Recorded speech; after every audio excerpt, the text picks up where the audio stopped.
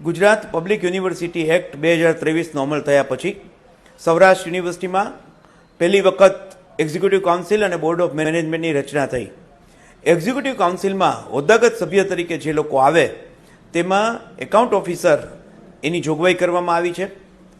સૌરાષ્ટ્ર યુનિવર્સિટીના વર્તમાન કુલપતિ અને કુલસચિવે એકાઉન્ટ ઓફિસરની જગ્યાએ ઓડિટર શબ્દ ઉમેરીને સરકારે આપેલી ગાઈડલાઇનથી કાયદાથી વિપરીત નવું નોટિફિકેશન બહાર પાડ્યું અને તેમાં એક્ઝિક્યુટિવ કાઉન્સિલના સભ્ય તરીકે ઓડિટરને મૂકવામાં આવ્યા, જેના વિરોધ રૂપે રાજ્ય સરકારને પત્ર લખાયો છે। મુખ્ય વાત એ છે કે જ્યારે ઓડિટરનું કામ યુનિવર્સિટીમાં થયેલા કોઈ ખોટા ખર્ચ હોય તો તે રોકવાનું છે। હવે ઓડિટર પોતે જ એક્ઝિક્યુટિવ કાઉન્સિલમાં હોય અને એ જ ખર્ચો મંજૂર કરે અને ત્યારબાદ એ જ ખર્ચાને ક્યાંક અટકાવે અથવા એને મંજૂર કરેલો ખર્ચ ફરી મંજૂર કરે, આ પ્રક્રિયા કાયદાથી વિપરીત છે। એક્ટની અંદર સ્પષ્ટ પ્રોવિઝન છે કે એક્ઝિક્યુટિવ કાઉન્સિલના સભ્ય તરીકે એકાઉન્ટ ઓફિસર અથવા ફાઇનાન્સ ઓફિસર આવી શકે, ઓડિટર આવી શકે નહીં।